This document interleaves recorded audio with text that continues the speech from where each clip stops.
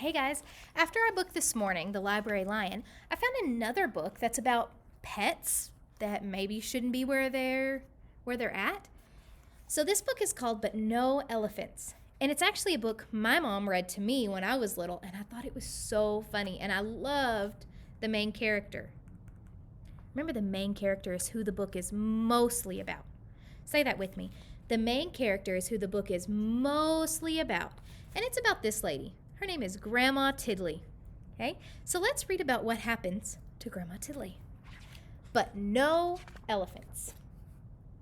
Grandma Tiddly lived all alone. She worked hard every day. She had no time to play. One day a man came to her house. He was selling pets. "Would you like to buy a canary bird?" asked the man. "Very well," said Grandma Tiddly. But no elephants. Grandma Tiddly was cooking stew, and the bird wanted to help, so he sang a song for her, and it made Grandma Tiddly happy. That night, they sat down to eat stew together, and it tasted better than ever before. The next day, the pet man came again. "Would you like to buy a beaver?" "Very well," said Grandma Tiddly, but no elephants. Grandma Tiddly needed firewood, and the beaver wanted to help, so he cut the wood with his sharp teeth. That night, they sat in front of a warm fire. Grandma Tiddly went shopping. She met the pet man again.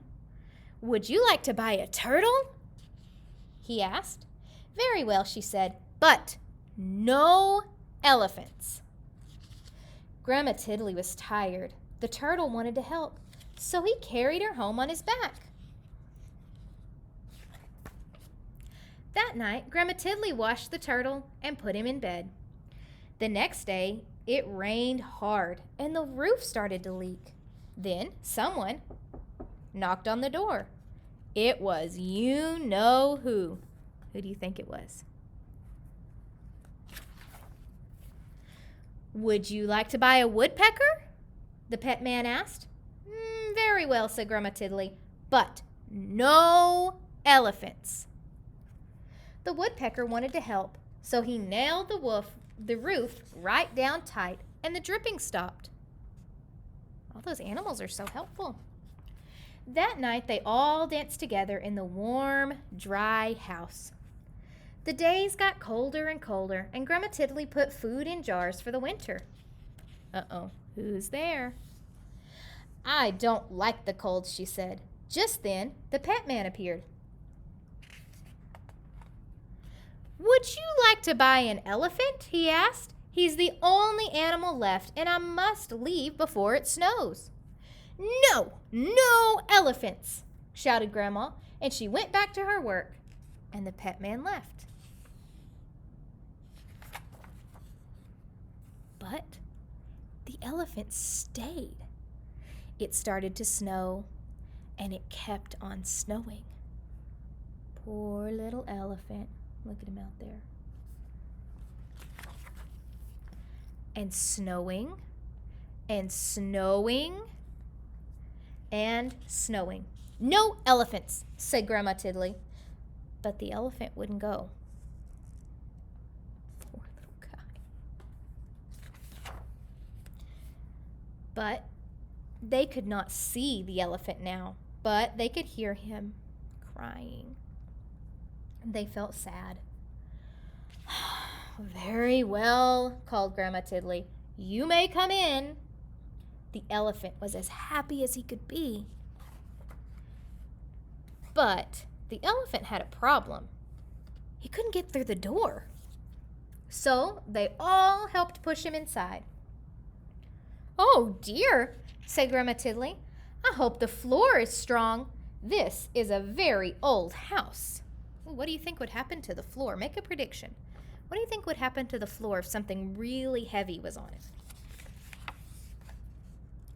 Outside, the snow kept falling, but inside the house, it was cozy and warm.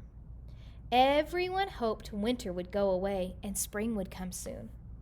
That night, there was a terrible crash.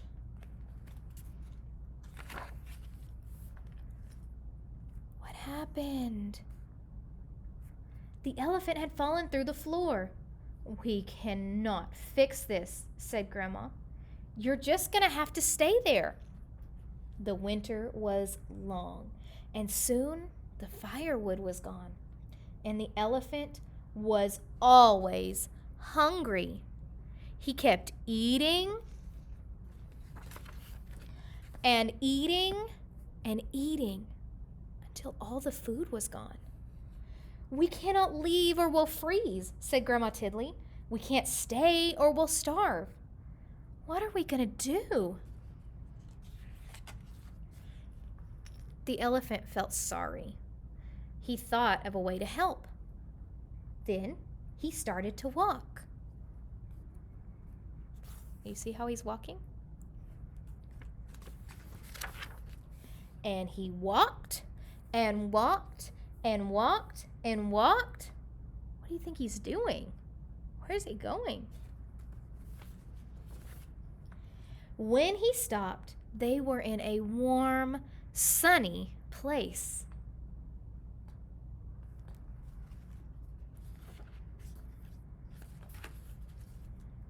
And that is where Grandma Tiddly and her friends are to this day. Who are her friends?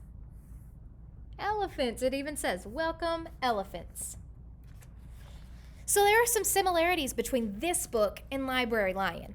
At the beginning of Library Lion, did she want him there? No. Did Grandma Tiddly want the elephant? No.